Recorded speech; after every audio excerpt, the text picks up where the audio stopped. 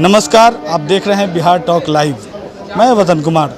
आपको बता दूं कि बीते दिनों कनेक्टिंग बिहार न्यूज़ के माध्यम से एक खबर बहुत चर्चित हुई, जिसमें एक मोतिहारी का लड़का अपने जॉब के लिए चेन्नई जाता है और वहां से वो गायब हो जाता है। गायब ऐसा कि जिसका खोज खबर लगभग 1 महीना बीत चुका है और अभी तक कोई पता नहीं लगा है। उसके परिवार वाले अपनी फरियाद लेकर मानव अधिकार अधिवक्ता श्री SK झा जी के पास आता है और ये उस पर कार्रवाई करवाते हैं। क्या कुछ कार्रवाई में आगे हुआ है, जानते हैं अधिवक्ता जी से। आपका बहुत बहुत स्वागत जी। बहुत बहुत धन्यवाद। एक्चुअली इस पूरे मामले का सारांश यह है कि 5/3/2024 को होटल सीजन्स रेसिडेंसी जो पेरियामेट थाना अंतर्गत यह चेन्नई में अवस्थित है, यहीं से रवि कुमार झा नामक लड़का है जो कि मोतिहारी ज़िले के कुंडवा चैनपुर थाना अंतर्गत तेल्हारा कला गांव के निवासी, वहीं से गायब हो गए। उसके हम पहले थोड़ा सा उसमें कुछ बताना चाहेंगे कि यह लड़का दिसंबर के लास्ट में या जनवरी के फर्स्ट वीक में वह हैदराबाद के किसी कंपनी वगैरह में वह काम करने के लिए गया था, या तमिलनाडु के वैसे ही किसी कंपनी में, जो अभी एग्जैक्ट हम लोगों के पास निकल कर नहीं आया है, लेकिन किसी कंपनी में वह काम करने के लिए गया था। और वह वहाँ पर काम के सिलसिले में गया तो उसको वहाँ पर ट्रेनिंग वगैरह भी हुआ। उसको ट्रेनिंग वगैरह कराने के बाद में कंपनी वाले ने उसको कहा कि तुमको हम सेल्समैन का काम देंगे, लेकिन सेल्समैन का काम के लिए क्या हुआ कि यह एग्री नहीं हुआ। इसने कहा कि हम सेल्समैन का काम नहीं करेंगे। उसके बाद ये वहाँ से लौट आया।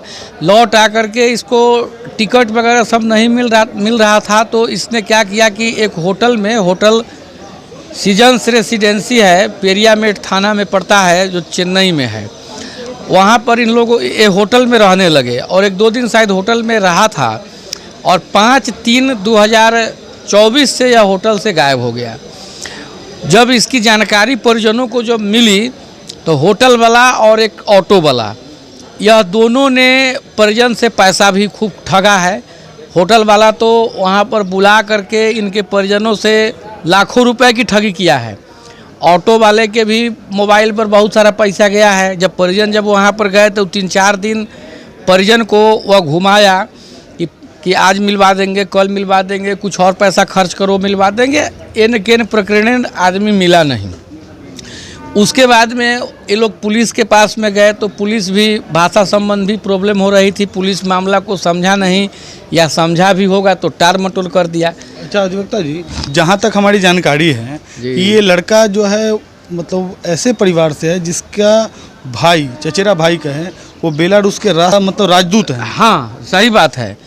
रवि कुमार झा जो लापता युवक हैं, उनके अपने खास चचेरे भाई आलोक रंजन झा जो बेलारूस के अभी राजदूत हैं, और वे 2002 के UPSC एग्जामिनेशन जो हुआ था उसमें टॉपर हैं। रैंक 1 उनका आया हुआ था 2002 में, आलोक रंजन झा को।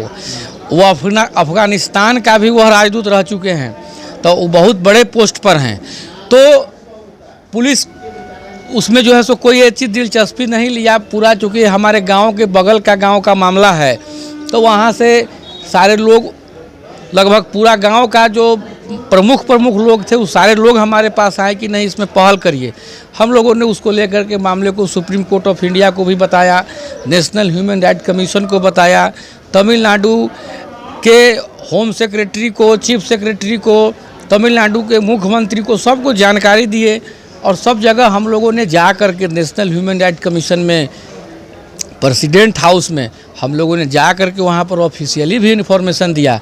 तब जा कर के नेशनल ह्यूमन राइट कमीशन के आदेश पर और उनके जब मामला संज्ञान में आया है, तब जाकर तमिलनाडु पुलिस जो है एक्टिव हुई है और उसमें FIR तमिलनाडु के पुलिस को करना पड़ा है, जो पेरियामेट थाना के में 55/24 मैन मिसिंग का एक FIR लॉन्च किया गया और इसमें पुलिस अपना अनुसंधान भी जो है सो कर रही है।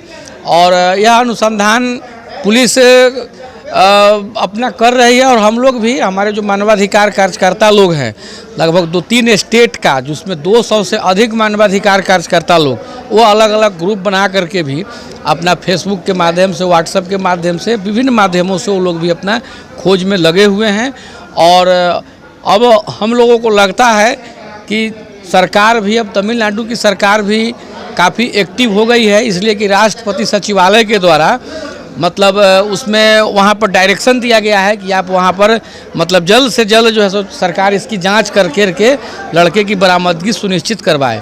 और वहाँ से राजदूत आलोक रंजन झा भी भारत सरकार से बातचीत वगैरह सब कुछ अपने स्तर से जो भी उनका है, वो लोग भी अपना बातचीत अब करना शुरू कर दिए हैं।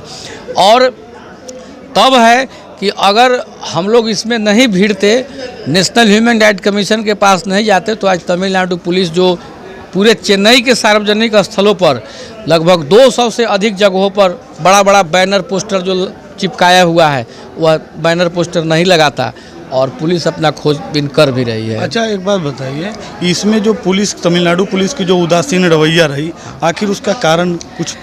देखिए, तमिलनाडु पुलिस को जो 5 मार्च 2024 को जो घटना है, तो यहाँ से 1 सप्ताह 10 दिन के बाद में ही लोग, परिजन लोग वहाँ पर गए थे। तो पुलिस को तो जानकारी पहले फर्स्ट में तो 10-15 दिन तक तो हुआ नहीं। आखिर पुलिस को तो इन्फॉर्मेशन देने वाला कोई आदमी होना चाहिए। तब था कि जैसे ही पुलिस को जानकारी मिली, तो पुलिस ने वहाँ पर उदासीनता यह किया कि उनको इमीडिएट एक्शन में आ जाना चाहिए था। भाषा संबंधी प्रॉब्लम हो गया, पुलिस यहाँ की बात को समझ नहीं पाया या ये लोग समझा नहीं पाए।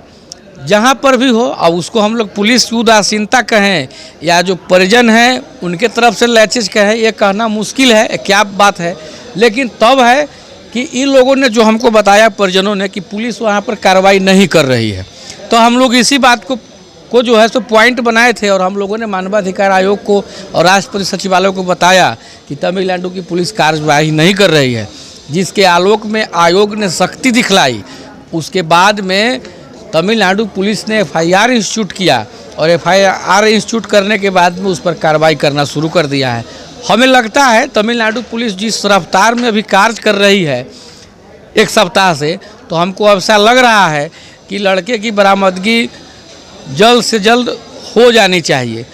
ये भी बात है कि अगर यही पुलिस, अगर तमिलनाडु पुलिस अगर 5 मार्च से अगर लगी रहती, तो हम लोग रिजल्ट को प्राप्त कर लिए रहते। लेकिन अभी थोड़ा सा पुलिस को भी प्रॉब्लम हो रहा है, सब लोगों को प्रॉब्लम हो रहा है, क्योंकि मैटर 20 दिन 25 दिन पुराना हो गया, उसके बाद FIR इंस्टीट्यूट हो रहा है।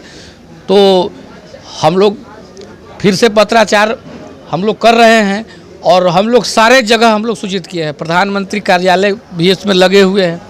आवश्यकता पड़ने पर हम मद्रास हाई कोर्ट में या honourable supreme court of India में भी हम लोग CBI इंक्वायरी के लिए, हम हो सकता है तो हम 1 महीना के बाद में भी हम वाच कर रहे हैं, क्योंकि अभी FIR इंस्टीट्यूट हुए 10 दिन 12 दिन हुआ है, 8 दिन के करीब में हुआ है FIR इंस्टीट्यूट हुए।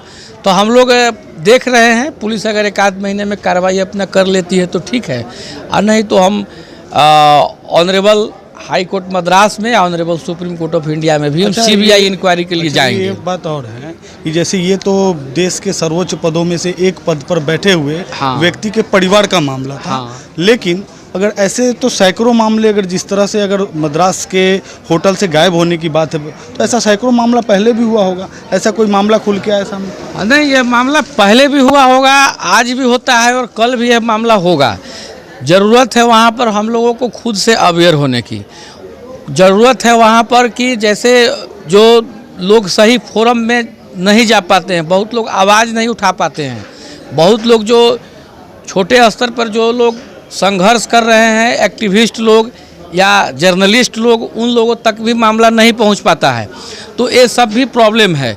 अब जैसे इस मामले को, अब देखिए मोतिहारी जिला का मामला है और यह मामले को मुजफ्फरपुर से अब आप जैसे लोग इस चीज़ को लेकर के अब उठा रहे हैं, तो कहीं न कहीं लैचेज जो है समाज में जो लोग बैठे हुए हैं, जिनकी जिम्मेवारी है, उनको जिम्मेवारी समझना चाहिए। समाज में जागरूकता की आवश्यकता है, व्यक्ति को अपने मतलब जो भी उनका जो अधिकार है उसको जानने की आवश्यकता है। हाँ, बिल्कुल जानने की आवश्यकता है। ये मामला अगर जैसे आप नेशनल ह्यूमन राइट कमीशन में आया और कमीशन में आने के बाद जिस तरह से इस पर कार्रवाई हुई, अगर मान लिया जाए कि इस तरह का अगर मामला इनके पास नहीं आता तो ये मामला भी दब के रह जाता, मामला दब के रह जाता। तो इसी तरह हर व्यक्ति विशेष को इस मामले में सही जगह पर, सही फोरम में, सही व्यक्ति के पास में जब तक आप नहीं पहुंचिएगा तब तक मामला आगे नहीं बढ़ पाएगा।